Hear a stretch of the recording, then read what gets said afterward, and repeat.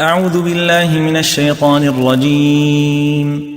لقد أرسلنا نوحا إلى قومه فقال يا قوم اعبدوا الله ما لكم من إله غيره إني أخاف عليكم عذاب يوم عظيم.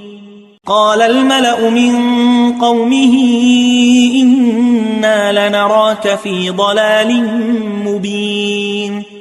قال يا قوم ليس بي ضلالة ولكني رسول من رب العالمين أبلغكم رسالات ربي وأنصح لكم وأعلم من الله ما لا تعلمون.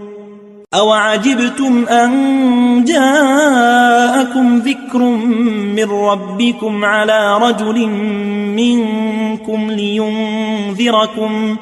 لينذركم ولتتقوا ولعلكم ترحمون.